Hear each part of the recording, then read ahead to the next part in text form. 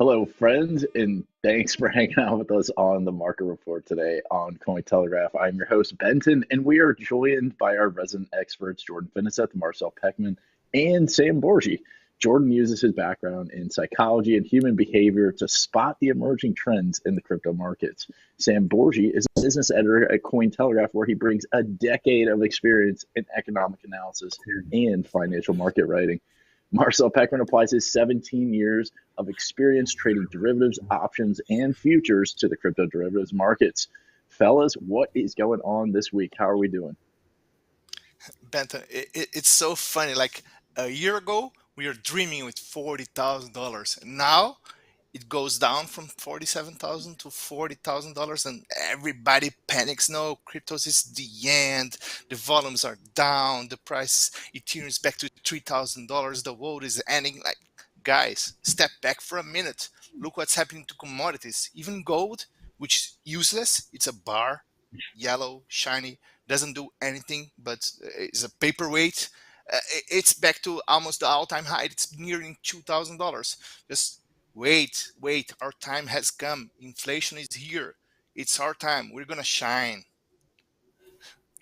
Yeah, it's nice to see a little green in the market today. I know, like we mentioned it before, people are starting to get a little down in the dumps on crypto, and every time that kind of happens, it's like, well, no, look, it's good, it's okay. But I think long term, we are kind of headed up. There's some events going on in the wider world that will probably kind of help propel cryptos higher here in the future. Yeah, well, I like when Marcel talks. It's like a therapy session for me, remind myself that, you know what, things are still fine. I mean, some of this does remind me of the range from hell that we saw back in 2018. Remember that? The range of hell, 6,000 being the break-even rate for miners. All of us thumping our chest about how it can't go below 6. And then what happened? We nuked down to 3,800. So all I'm saying from a short-term perspective, crypto is probably highly still correlated with stocks in the short term, in my opinion. If we don't see a big breakout in the next 30 days, I think that we're probably headed lower in the intermediate term. But that's just my 2 cents on the matter. On the upside, we are seeing some higher lows from Bitcoin in the last month. So hopefully this headwind, if we can continue to propel forward, would bring great news to the markets, but we shall see. Are we consolidating? Are we ranging? What are we doing? Nobody knows. Today's show, we're going to be revealing to you our crypto portfolios, and we have some interesting revelations for you all. But I know first, Marcel is going to run us through some of the latest and greatest insights when it comes to Bitcoin and Ethereum, and some nuggets that you need to pay attention to. We want to appreciate and show our appreciation to everyone that's tuning in from around the globe. I see Vikram is back. We have Radar, BTC, Luciana, Mohammed, Adrian. Everyone's tuning in. Chime in to chat today, because we're going to be giving away a 1-month subscription of Markets Pro that is a $100 value. And we're going to show you 2 tokens later on this show that you should have been watching, that if you're trading on Markets Pro, you would have seen. So today we're going to jumpstart things with some of the biggest headlines from the Twitter sphere. Feel free to chime in chat. Don't forget to like and subscribe Cointelegraph on YouTube. We are here at 12 o'clock Eastern on Tuesdays. So first things first, let's go ahead and jump into our weekly roundup.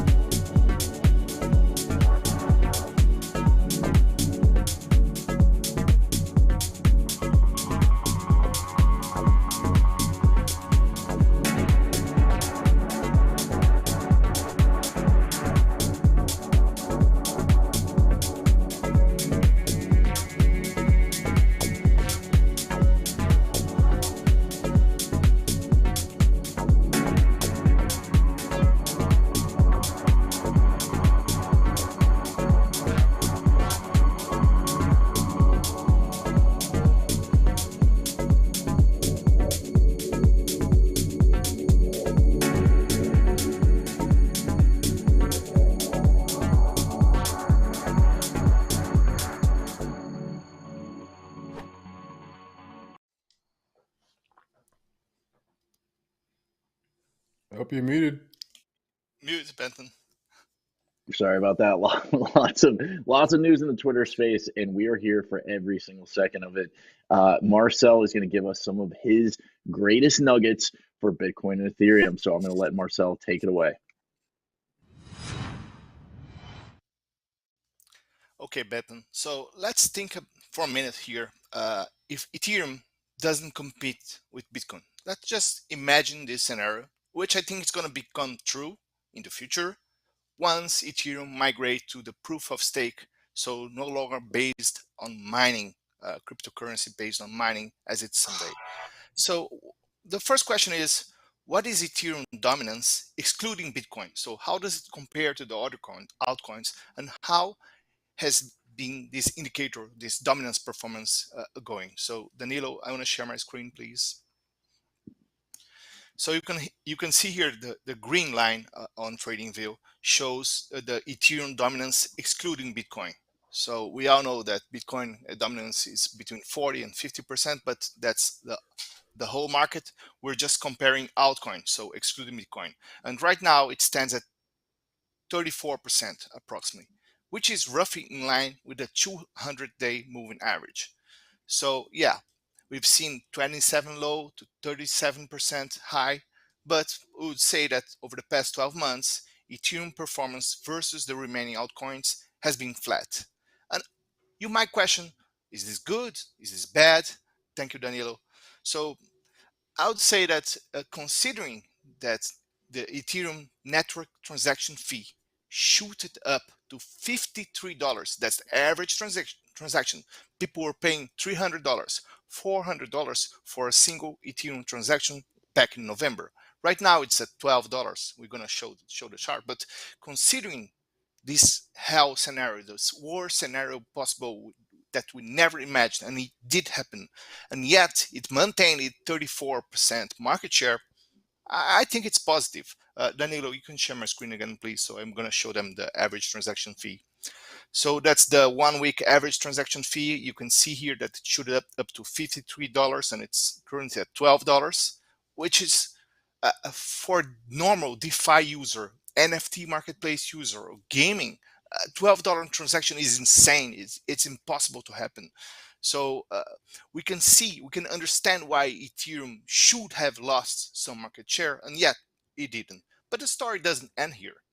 We can compare a TVL, for example, which is the total value locked. So whenever there's money, cryptocurrency deposited on a smart contract, we count it as TVL. And we can compare Ethereum with the remaining chains, Phantom, Avalanche, Solana, and we're going to see if it is effectively losing dominance or not. So right now, Ethereum has $83 billion, which is 50% of what it held on smart contracts on the aggregate. But if we go back in time, in April 2021, we're going to see that this indicator was at 74%. So yes, Ethereum is losing dominance on TVL, which is the most important metric of smart contracts. And Ethereum was built for that. It's a network of smart contracts. The blockchain was created to run those decentralized applications. And it's losing ground. And why is it losing ground? Thank you, Danilo. It is losing ground because competing chains, Phantom, Avalanche, Solana, which are cheaper and faster, are gaining traction. So my point is, if you go back to the first chart and you ask yourself, is 35% market share excluding Bitcoin fair for Ethereum? I don't know. Maybe it's fair, but if we look forward in time, I don't expect that number to go back to 40% unless you think that Ethereum is going to migrate to the proof of stake network. So it's going to gain scalability, like faster and cheaper transactions. But I don't see that happening over the next 18 months. But I want to hear from you guys. Do you guys think that Vitalik and friends can migrate Ethereum over the next 18 months to the proof of stake network? What's your call? Sam, go ahead. I can't really speak to the technical aspect of that. I don't know, but when there's nothing going to be solved about the fee issue when they first launched this ETH 2.0. Like, to me, that's the biggest issue. Why do I care about it if it's not going to do anything for fees? And you're showing that the average transaction fee, that's like if you're trying to send Ethereum if you try to do any kind of smart contract interactions, that fee shoots up like quick, and I can't. That prices me out of even one of the Ethereum, and I have a decent sized portfolio. So Yeah. And also, I don't think it's going to really solve the scalability issue. I mean, people are concerned about layer twos and what's going to happen to layer twos after the merge and this. I think there's always going to be demand for that because I don't really see that being solved either. Can they do it in 18 months? I suppose anything is possible, but knowing the trajectory and the history of the project, and I'm invested in Ethereum, everyone, just letting everyone know, like I'm not trashing anybody. I could see a lot of hiccups along the way. And if you're really basing your investments off of when this merge is going to be finalized, you might have to sit on your hands for a while, put it that way. I like So ETH. Sorry, Benton, go ahead. No, I was going to say I like ETH as an asset class. As a user functioning on the network, that's a different story. So when it comes to the scalability, again, we've been talking about this for years. I'll see it when I believe it. Yeah. So Believe it when I just for see the viewers to get it straight, what Jordan was saying is that once the merge steps in, it means the network is no longer dependent on mining. It's a proof of stake network. It doesn't mean that scalability kicks in, because that will only happen when sharding kicks in, which is parallel processing. And that's not together with the merge. That will happen like 6 months or later or a year later. They still don't have a definite time to implement sharding. So yes, I don't see Ethereum. If you're gonna bet on smart contracts and decentralized applications, please choose Phantom, Solana, Avalanche, or a basket of those coins, because I don't see Ethereum, none of us four here see Ethereum migrating to the proof of stake and getting scalability over the next 18 months. And in 18 months, this market can, I don't know, go increase threefold. And what's going to happen with the market share of Ethereum? What I've just showed you on TVL, it went from 74% to 50%. It's going to go down to 30 to 25% if it doesn't move to proof of stake, if it doesn't implement sharding, and that's not going to happen in 18 months. So I think we're on the same side here. Yeah, that's why it's so important to have exposure to a project that does sharding, right? Wink, wink, nudge, nudge. You'll see that later. Well, for me, that is at least. But I mean, Marcel, when it comes to big institutions right now, it seems like they immediately look at Bitcoin and Ethereum. With that kind of backing in regards to Ethereum and talking about that as an investment or asset class, like how important is that into the narrative, into the growth of that actual asset? Okay, Benton. So you got a point when we consider that Ethereum also has futures listed at CME. Ethereum also has a big options market, almost comparable to Bitcoin, and volume. When we're talking about institutions, they want liquidity, they want volume, they want it to be traded on regular stocks exchanges as ETFs and listed products, which Ethereum has. But when we think about the institutions that are, okay, I want to invest in cryptocurrency, but I think that Bitcoin somehow is old school technology and I want the NFT, the gaming stuff, they will turn their heads to Solana, to Avalanche, and to the competing networks, because they know that Ethereum is not gaining ground, is losing not in number of users and dApps. Those are savvy investors. They know how to enter at DeFi Llama or dbank.com and check out how the network is growing, or at least they're going to have research from Messari or whatever, read Cointelegraph, and they're going to see, well, Ethereum is interesting, but maybe it's becoming old technology, such as Bitcoin is considered old technology, because they don't know about Lightning. And maybe they don't know that sharding is building up and someday it's going to be implemented. But they want to see what's happening right now. And if they see what's happening right now, they're not going to put their money on Ethereum. I don't think so.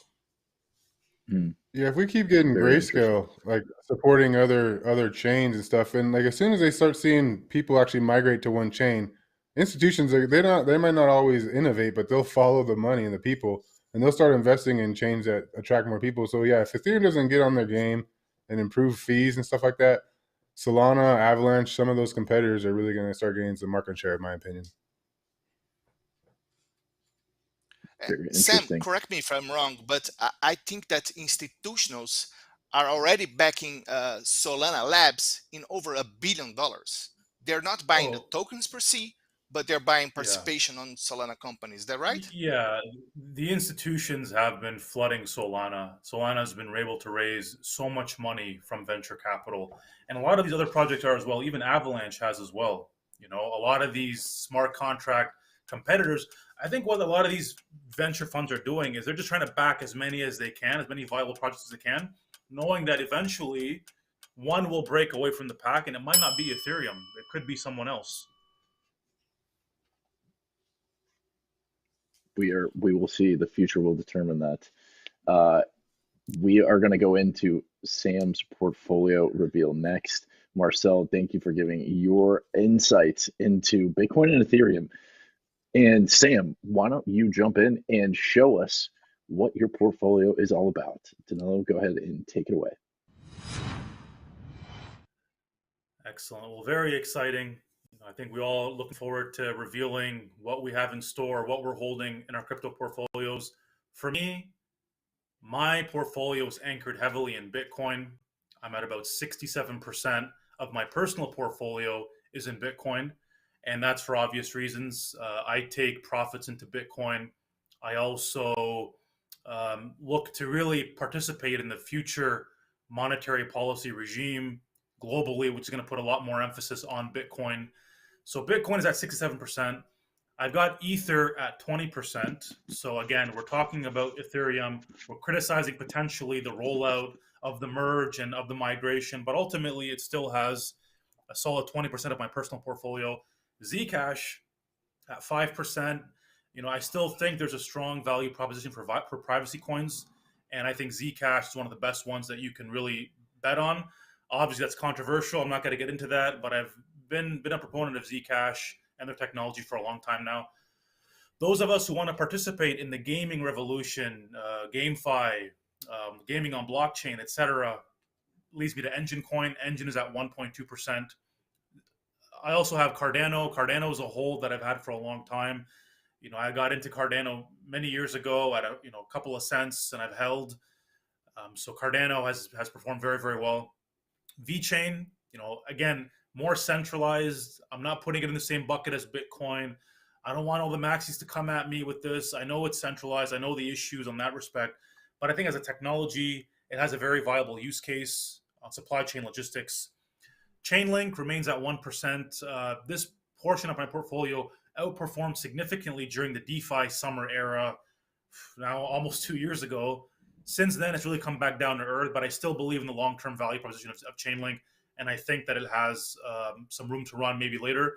We were talking about sharding. Well, Zilliqa is perhaps one of the best-known sharding protocols on the market. It recently popped 350%, I think, back up to 20 cents, has since come back down to earth, but that's one of my plays.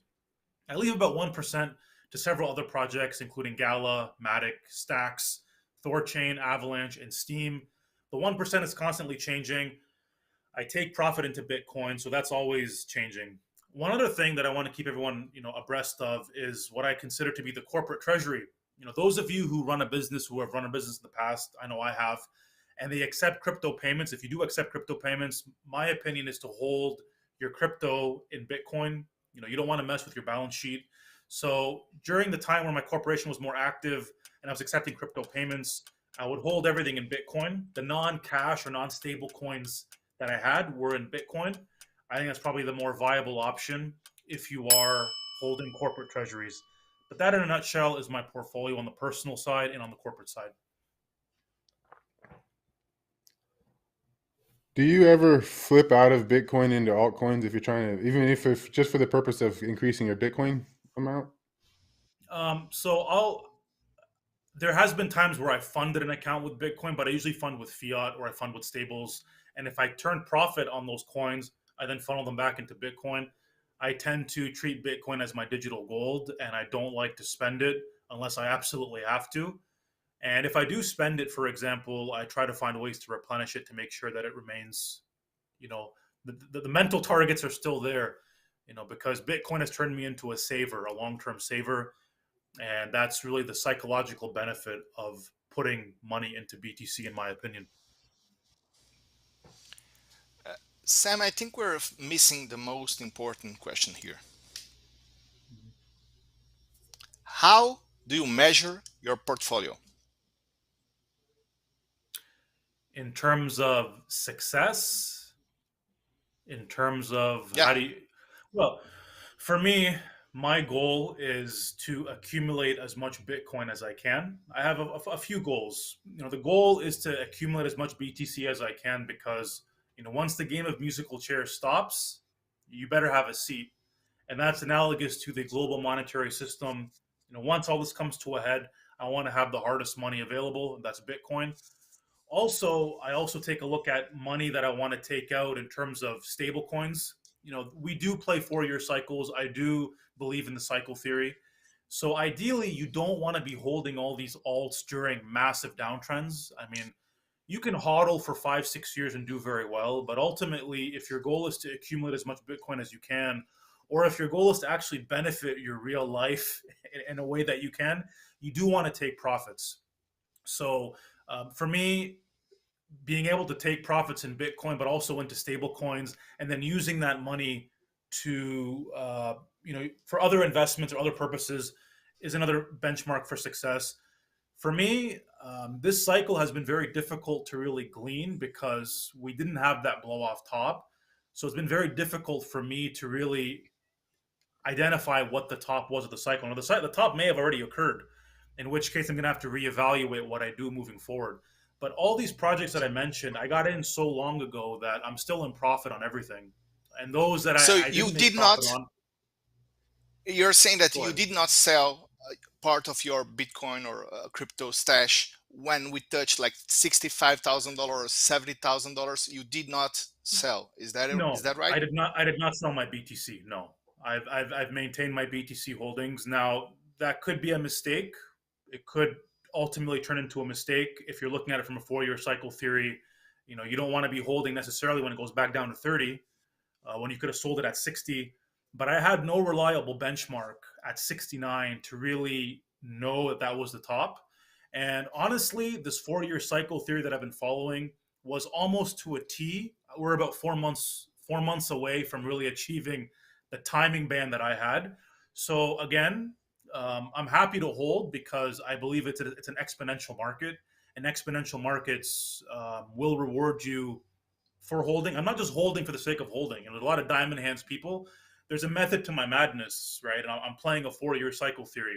May or may not have turned out the You way I just wanted it did to. not see enough evidence to support the No, thesis. Well, this might be a no, top. I want to sell like 30%. no. So I saw evidence. I took some of the the froth out of my altcoins back last spring. I took froth out of Zilliqa earlier this last month when it surged. I've taken profits on my alts into BTC, but back last year I didn't see the writing on the wall of a blow off top.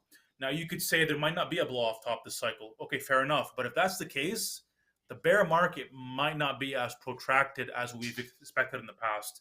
So I'm still happy with my holdings. Obviously, not every decision you make is going to be the right one, but I'm holding assets in an exponential market, whereas I could be holding cash. I still have cash, but my crypto holdings are intact right now, and I don't regret it.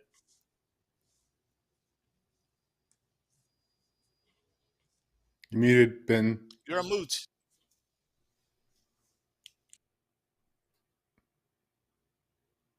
Still muted, my friend. So I have a Do you question think for you. that the Do do you go think ahead, that Ben. Go ahead, holding Marcel. 1% in some coin is going to help you? Like, shouldn't you be concentrating 4 or 5 altcoins instead of diversifying so many? Yeah, I think so. I mean, I don't like to spread out too thin. I think my allocation to alts is pretty conservative. Outside of the Ethereum and Bitcoin, like 8% maybe of my personal stash is in some of these more speculative alts. But I think of the names that you saw on my list, many of them are viable projects that have existed for a while. But you don't want to spread yourself too thin, because putting like $200 on something, isn't really going to maybe it's not going to make you the gains that you envision in crypto. But I've been fairly conservative on that respect. But I think my picks are mostly of viable projects, even in the 1%. And do you think that there might be an extension of that 4-year cycle? Maybe it's kind of throwing off of your previous projections. Well, there's two ways to look at it. There's those who say the cycles are lengthening, and they very well might be. But there also, what we could see is we could actually see the 4-year cycle end this year as expected, and then the next cycle is going to be a left translated cycle, which means we might see a very early rally in the cycle followed by a longer consolidation. Some of the work of Bob Lucas shows that, and I think that it's a possibility, especially as adoption continues. But I think right now we're beholden to other risk assets, and I just think that there's some strong correlation right now in the market that is going to be harder to break in the next 3 months. So we'll see where it goes.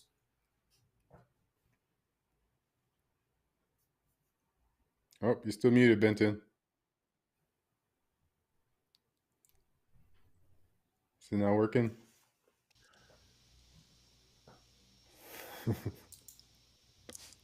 How are we going to go on? You can't even present your portfolio. What's up with that? Can you hear me, guys? Oh, yeah, there you go. Yeah. Finally. All right. Whoa. All right. The 1% of your portfolio, Sam, how do you like to manage that? Interchanging them, swapping them out, catching the ride? What do you like to do with that 1%? Always interchanging. I've taken some of the projects out. I mean, I was invested in synthetics. That was probably my worst performer. I cut my losses on that one. Really, the only bad performer I've ever had has been synthetics. Other projects I took profit on a while ago, XRP, before the whole the lawsuit came into being. Took profit on Ren, Kyber Network, all these different projects. Fold them into Bitcoin. Very Kyber good. Network's doing Excellent good, insights. Mhm. Awesome. Thank you for sharing your portfolio reveal today, Sam.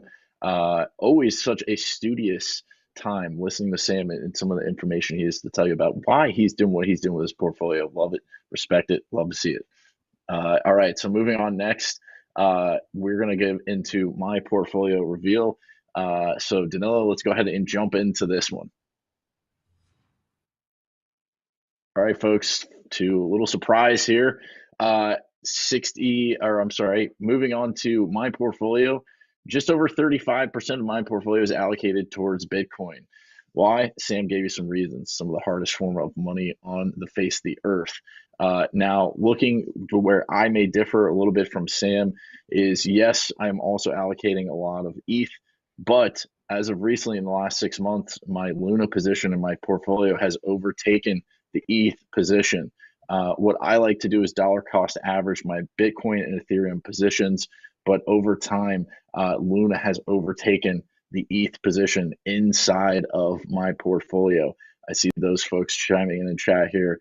Lots of DeFi. Yes, of course. I am a big L1 guy because I like to invest in long-term projects. So that's where you get that Luna from. I'm a big believer in Luna.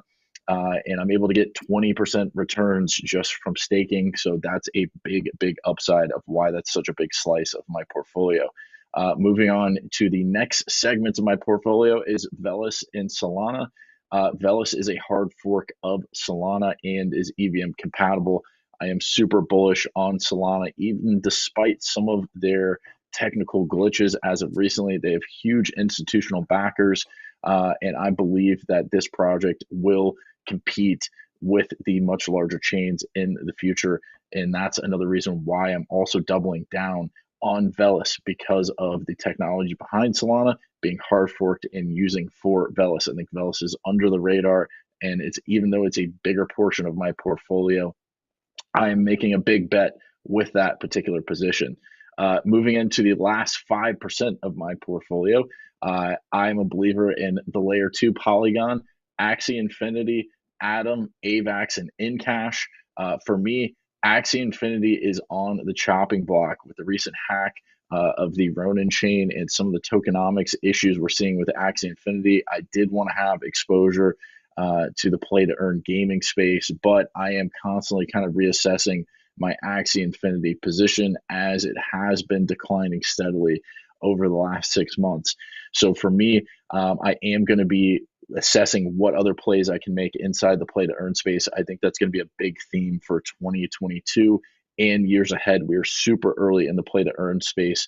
So I may be cutting my losses when it comes to Axie Infinity. I know Jordan was able to show me the Cosmos ecosystem and AVAX, which are two ecosystems that I'm super bullish about. Encash for me is a very nascent project with a lot of upside, considering they're trying to compete head to head with Helium. So for me, those are where my portfolio falls in regards to some of my positions. Is there a reason you like Valus more than Solana? If they're the same tech, this seems like a lot more money is being put into Solana. It might have a better benefit in the long term than Valus. Yeah, so for me, I think the EVM compatibility is really what kind of separates, even though there's not the same amount of backing in the Velis ecosystem. Solana is actually supporting the growth of Velis.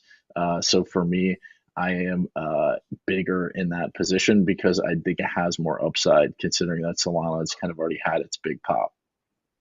Can they switch? Do you know if tokens will be able to transfer from Velas to Solana? Like, so if they can go from Ethereum to Velas and then from Velas to Solana, I can see why Solana might back Velas in that regard.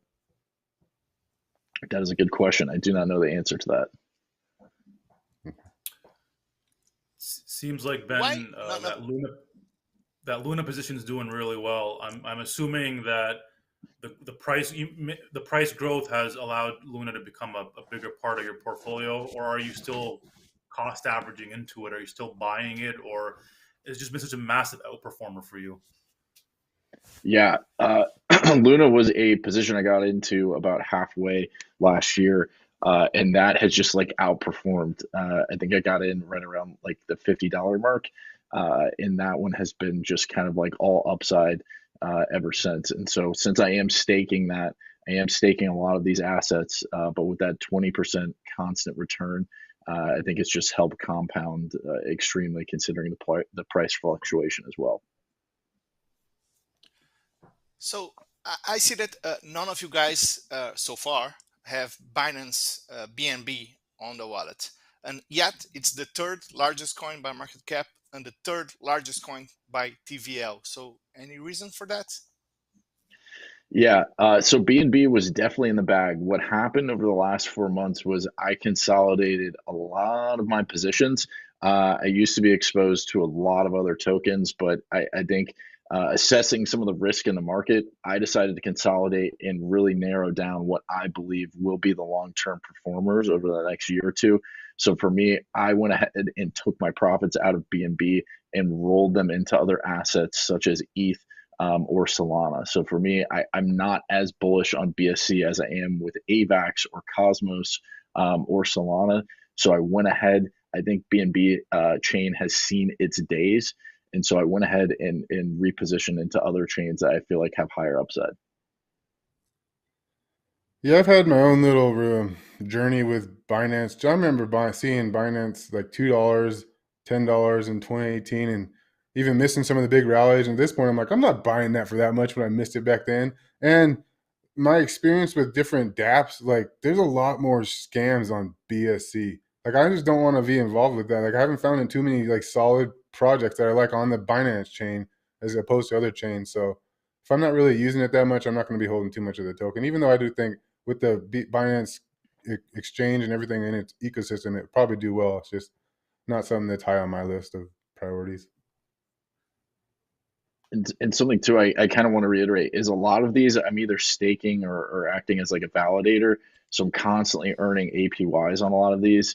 And so it's not just like I'm sitting these in a wallet on an exchange and just hoping for price action. For me, I do truly view these as a long-term investment that I'm also earning APYs and yielding returns on that are then compounding on top of that. So despite price dips, I do believe that in the long term, with a lot of the APYs and some of the protocols I'm staking these on, I do believe that in the long run they should pay off. And Bitcoin being at $40,000 or $60,000, does it change your composition of stablecoin or altcoins versus Bitcoin and Ethereum? How does it influence you? Yeah, so for me, I'm a little bit different than Sam in this respect. I am scaling out a position. So when we're at 60K, I did scale out into stable coins where I sat on a lot of stable coins. As Bitcoin reaches like the 50K level, I will start to scale out of my position into stable coins.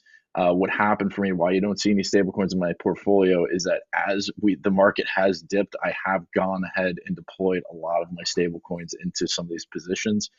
So I am viewing Bitcoin as a long-term hold for me, but there will be a certain percentage of my portfolio that I will take profits on as prices continue to rise in the long run. Yeah, it's important to keep in mind for people who are watching, and it's like, well, you didn't get out at 69,000. What's wrong with you? Well, the capital I have allocated to Bitcoin and crypto, I don't need that capital right away. If I needed the money right away, it would be a different story. So you got to keep that in mind when you're allocating into crypto. You don't want to bite off more than you can chew and then be underwater, and then the psychology of trading ends up destroying you afterwards, right? Exactly. I think it's also important to note, having a little bit of risk inside your portfolio to give you some exposure to, potential 100x's, 200x's, et cetera, is good, but also managing that risk into the more stalwart cryptos like the BTCs, the ETH, et cetera, is kind of like the mainstay for those kind of just jumping in to crypto is start with Bitcoin and Ethereum. But good deal. All right. Well, I know Jordan has an exciting portfolio to show us today. So we're going to go ahead and hand it over to Jordan. Why don't you go ahead and reveal to us what is inside your portfolio today? All right, I'm going to definitely be a little bit different than my counterparts here. I'm not such a big Bitcoin, Ethereum maxi. And a lot of my portfolios actually comes from, I think, who was it? Marcel? Somebody mentioned earlier, like, don't just put $200 in a token because you're not going to get much of a gain. So I kind of taken the approach of at least putting $1,000 in any project that I want to invest in, sometimes $2,000. And most of these projects, especially the ones at the top of my portfolio, are the result of less than $2,000 worth of investment. I think the biggest one actually that I put the most money in was probably Litecoin, which was a mistake, right? So yeah, Theta token, my biggest holding. That's Theta token plus the T-Fuel token. It's a gas token. And that the interesting part about the T-Fuel is I got that for free just based on the Theta that I held way back in the day. So that's nice. It's always, I love crypto money and the free money we get. So Theta token and T-Fuel together make up about 12%. And again, I have taken profits. I did take some profits on my Theta when it was $14. I still held some and it's still at the top.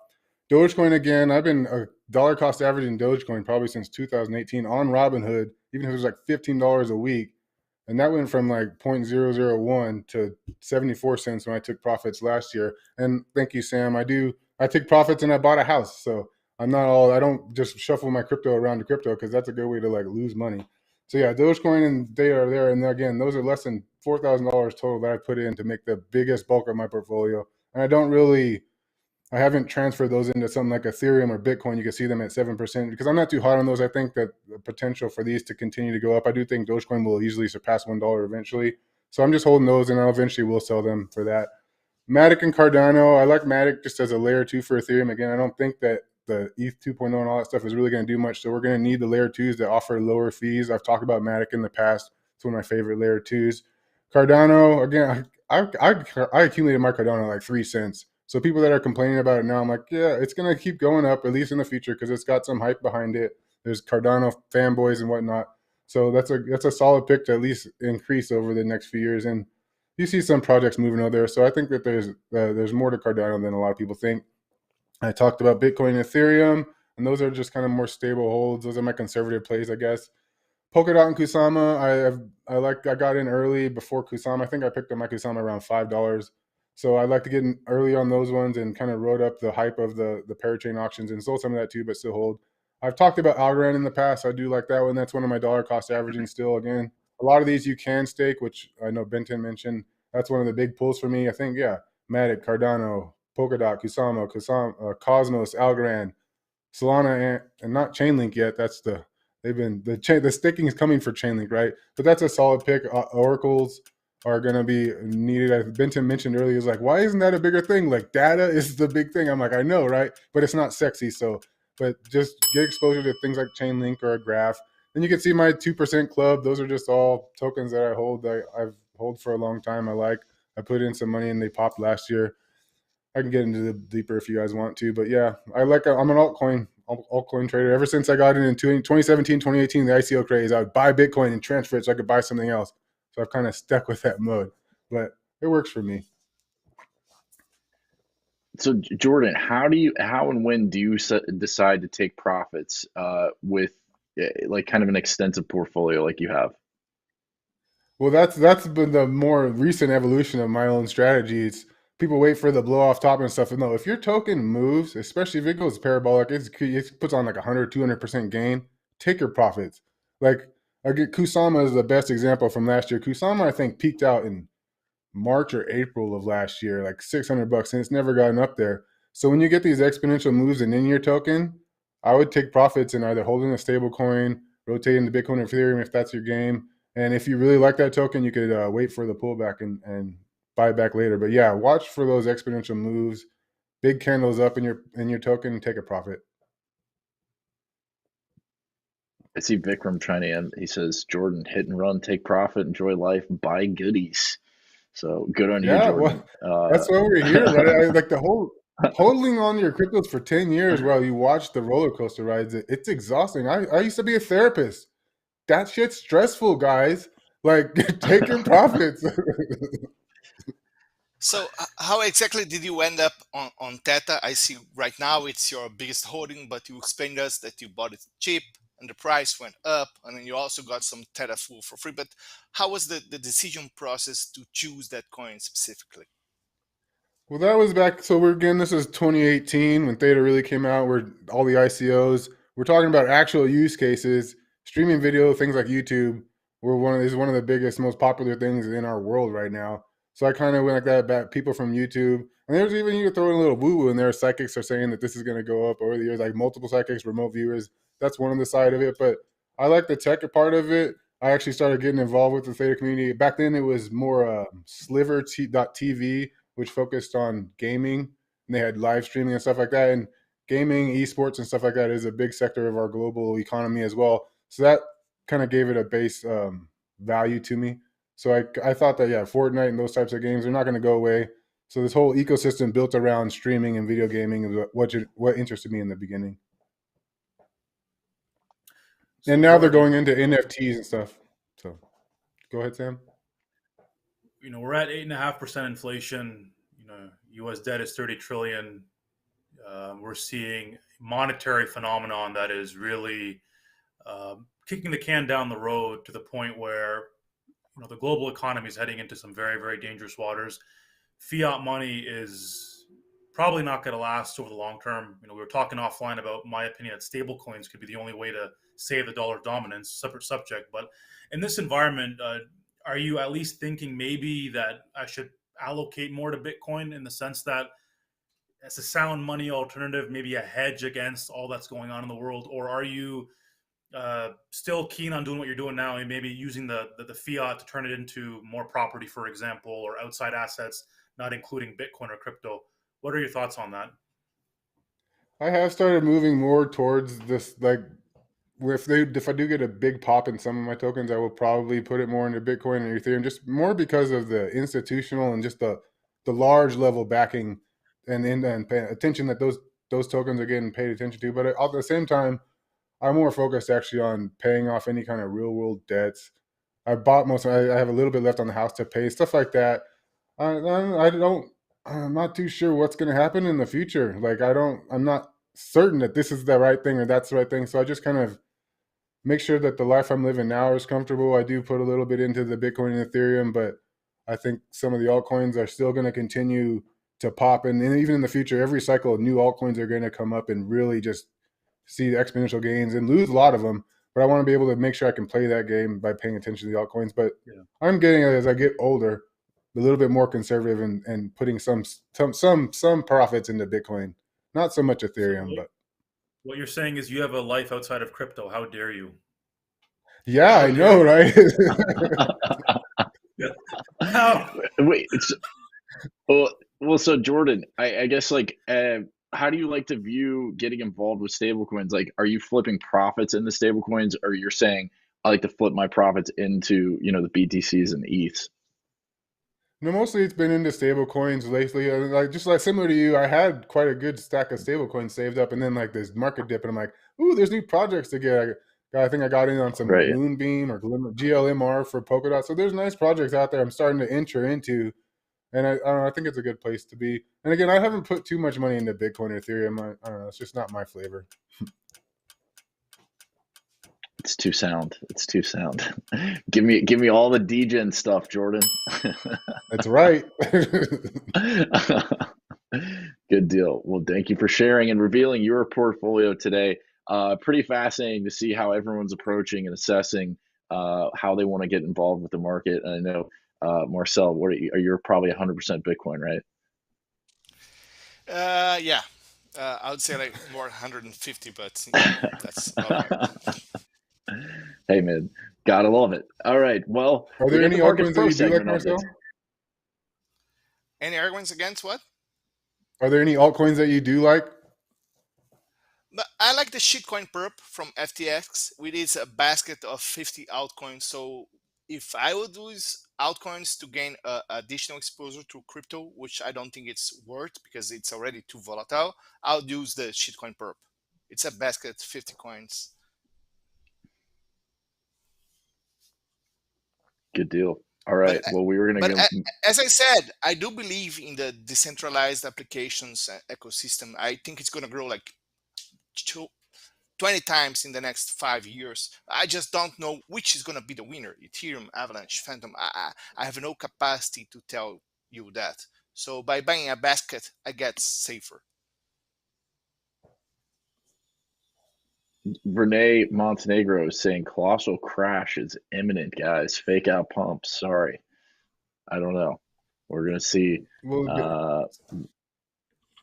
like What Sam was that, said, Jordan? we're in that 6,000 to 3,000 range. Like, ooh, we could get that gut punch. Boom. Boom. Range from hell. Yeah. Well, we're going to give you 2 tokens you should have been watching this week with our Markets Pro platform tracker. We're going to be tracking Vortex scores and newsquakes. So let's go ahead and get into Near Protocol this week and why you should have been watching this one. For those, let's go ahead. I guess, Danilo, run it back. Markets Pro time.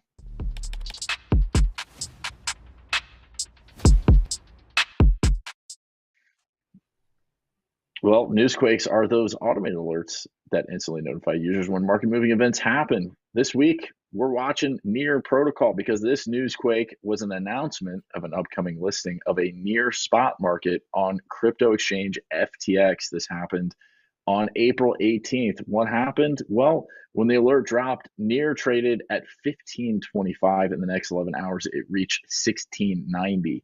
That's adding a 10.8% gain. That little automated alert will save you sometimes and be able to get you into the action early, fast, and quick. That's what happened here with Near Protocol this week. With our next token that was on the radar, tracking on the Markets Pro platform, this was Ren. This token's been around for a minute. And for those familiar with the Vortex score, it's a comparison between its current market conditions and social conditions of that in the past. And scores around 80 are considered confidently bullish. Scores around 30, historically bearish. And so what happened with Ren? Well, Vortex score hit the green zone for most of the day on the 15th, and it reached 83. However, it wasn't until 2.5 days later that this bullish trading conditions materialized in a significant upside. On April 18th, Ren's price began to pick up steam, starting from weekly low at about 30 cents and shooting up to about 36 cents within 24 hours. 20% gains, we will take those. We'll take that to the bank all day long. And when you're trading on Markets Pro, that's all we do is gains. So all aboard the gains train.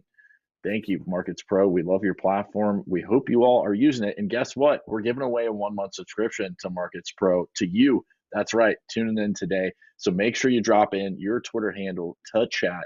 That's $100 value that you don't want to miss out on. We're going to be giving away that at the end of the show, so make sure you stay tuned. And if you haven't liked and subscribed to Cointelegraph YouTube, go ahead and do so now. we're here on Tuesdays. We're giving you those insights, some of that info you can't find anywhere else. And if you haven't gotten swag from the store, the Cointelegraph store, I see Sam's rocking his Cointelegraph shirt today. Jordan's got his ETH shirt on today. We got the swag in the Cointelegraph shop, folks. It's store.cointelegraph. Go ahead and visit that because we got the swag, the crypto swag. You want to stay up to date. You want to show up to the parties with all the crypto swag. We got you. Store.cointelegraph.com. So, Adrian, I think we're going to do a poll right now. We're going to see what folks thought about folks' portfolios. And I don't know if we can include Marcel as well for all the Bitcoin maxis out there and the FTX derivatives. Adrian, let's include Marcel in that today. Let's have some fun with it. And folks, I got a question for you though.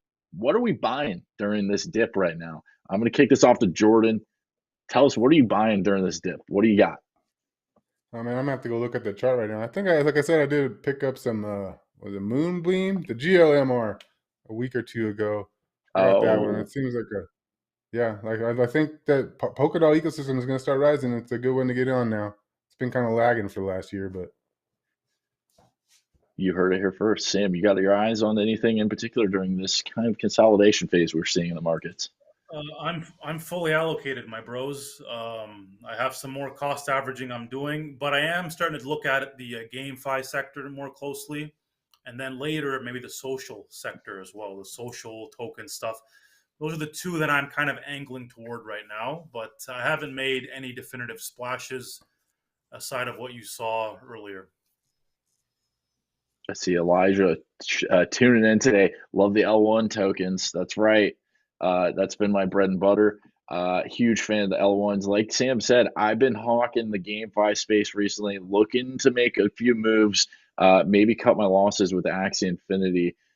We will see what happens in that. I think we're very, very early in regards to Metaverse and GameFi. This year, I think one of the big trends, like I said earlier, is GameFi. So I'm going to continue to do a little bit more research and hopefully bring you all some of my nuggets that I find during this dip consolidation phase, whatever you want to call it. People are looking around right now and trying to see what's the next trend, what's going to pop off next. Is it L1s? Is it L2s? What do we got? Who knows? Any other projects or anything themes that we should be tuning into for 2022? I just wanted to see what you guys think about that. What about that STEPN project? I keep seeing it pop up like in the front page of CoinMarketCap. It's like a play to earn where you get paid for work exercising and stuff. Have you guys looked into that at all? Oh, is that the one that Blondish was sponsoring? Maybe. I don't know. It's ST. It's like attached to like a accelerometer, and you earn tokens by moving.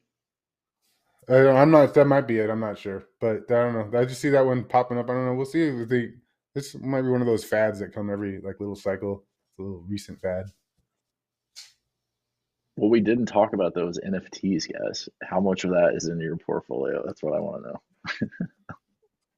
They don't hold their value. Hey, I think it's just the beginning. Invested, or how much is it worth right now? Because it's a different question. That's It's true. All right, we got the poll. It's up live. Let's see. Oh, we got the all the above option today.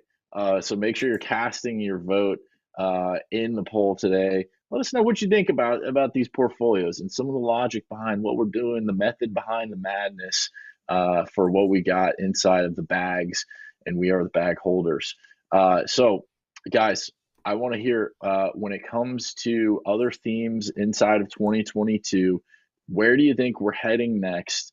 And what do you think is going to be kind of coming out of left field? What is kind of the dark horse that you think could happen during this year?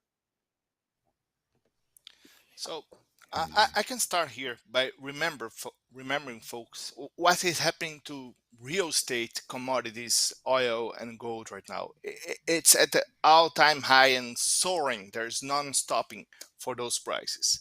So when you think for a minute, why the hell is gold? Why the hell is oil? Why the hell is real estate rising? It's because people are afraid of the money in their bank accounts either getting taxed or getting devalued by government printing more money. So scarce items are getting costlier. And someday, I don't know if it's 1 day, 1 week, 1 year, 5 years, people are going to realize that Bitcoin and some other cryptos are effectively scarce. And they're going to understand that, okay, maybe I need some insurance, even if it's 10% of my money out of the government's hands. Because when you have real estate and you don't pay taxes, the government can take it back. When you have gold stored in a vault somewhere, the government can go there and confiscate it. They say, well, you didn't pay taxes last year, so I'm getting your gold from the bank vault. And the only thing they cannot take from you is cryptocurrencies, especially the decentralized ones. So I think we're starting to get governments agitated, and we're starting to get higher inflation pressure. So yeah, it could be the maybe not the year, but the decade of cryptocurrencies. I'm saying moving from $1 trillion, $2 trillion to $100 trillion, $200 trillion, like doing 100x in 5 years. I think it's possible. Yeah, inflation has Yeah. really probably been the biggest seller of cryptocurrencies, at least to the people that I know. Like, people for years kind of just ignored me on talking about crypto, and like their gas starts going up, their eggs and milk start going up, and they're like, "Hey, Jordan, can you tell me some more about that crypto stuff?" Because I'm like, yeah, I just cash out my cryptos and I put my USDC on my Coinbase card, and that's made my life so much easier over the last 6 months compared to most of the people I talk to. I haven't had to worry about it because I have this nice little stack of cryptos that I can just use if I need to. So we're headed up, and there's like I've seen that the video at the beginning just showing all the announcements. Could you imagine some of those announcements back in 2018? What that would have done to the market? Like, we just kind of poo-poo it now and don't even pay attention, but some of those announcements are the biggest announcements of the year in 2018. And that the fact that it's become so normal now in crypto is telling me how bullish we are actually moving forward. I think the biggest theme is going to be outside of crypto this year. I think it's on the monetary front. I think it's inflation. I think is with all that's happening, creating a more of a use case for decentralized currencies, essentially separating the money from the state. And that's why I think we're in an exponential market. I think in the short term, the inflation pressures, the correlation with stocks, the bots trading crypto like they trade stocks will probably lead to some downside. But I think that overall, this is the decade of crypto, as Marcel mentioned. And having a 10x isn't out of the question. Probably a lot shorter than people think in terms of time horizon. Every 10 years, there's a new revolution. We saw it with the internet, saw it with cell phones. Now I think we're seeing it with crypto. Don't forget, folks, we are very early. If you're watching this, you're early. We're all early right now. So it's this very young industry, technology. It's being nurtured. It's being flourished. We're going to grow this baby together. So happy to have you all tune into the show today. It looks like our vote is just about to wrap up. I'm going to go ahead and give this to Sam today with 42% of the votes. Congratulations, Sam, with your portfolio. A lot of the folks watching today really liked your portfolio. So that's great news for Sam. For those dropping in their Twitter handles, go ahead and do so. First person to do it's going to get a month free of Markets Pro. If nobody drops it, then we'll just give it to Jordan, or we'll give it to Sam or Marcel. So go ahead and drop your Twitter handle in the chat. First person to do it's going to win the Markets Pro subscription. Great to have everyone tuning in today. Any closing thoughts for today's show?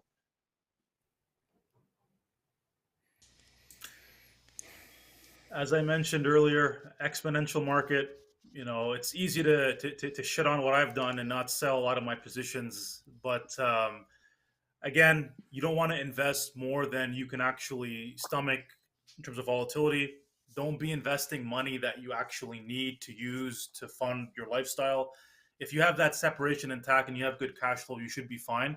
Exponential markets require a little bit of patience, but I think the theme that I'm investing in, that we're all investing in, I think is heading in the right direction. We're investing in a major theme. It's a monetary theme. It's an economic theme, Web3, all of that.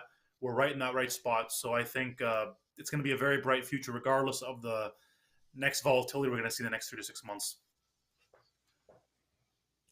There's life outside of crypto. Don't make it all of your life about crypto. There's enough stressful events in the world outside of just the cryptocurrency market for us to be like, let's not add stress. Like, Go sit at a beach or in the sun or just somewhere nice and listen to some nature for a while, and don't look at your crypto portfolio. I want to highlight something that Benton said. I want to stress it out because it's way important for our viewers. You're not 10 years late into crypto. You're 10 years early. Believe us, we've been here for 4 or 5 years or longer, and we can see that adoption is still doing baby steps. Once governments start being more aggressive in terms of printing money or seizing control of people's assets, you're going to see those cryptos skyrocketing 100x in a single year. So yes, you're really earlier. Benton was 100% correct. That's right. We're all early. We're all happy to have you here. One little thing, though, this is the express personal opinion of each panelist. This is not sponsored content, or are these the opinions of Cointelegraph. This is also not financial advice. So please do your own research and look into the projects that you are potentially investing in. We appreciate everyone for tuning in today. Looks like nobody wanted that 1 month subscription today, but that is okay. We will come back next week to be able to drop that knowledge on you for Markets Pro. We appreciate everyone tuning in. Until next time, over and out. We'll see you next Tuesday, 12 p.m. Eastern. Like and subscribe. Cointelegraph. We're here on Tuesdays. Later. Bitcoin, baby.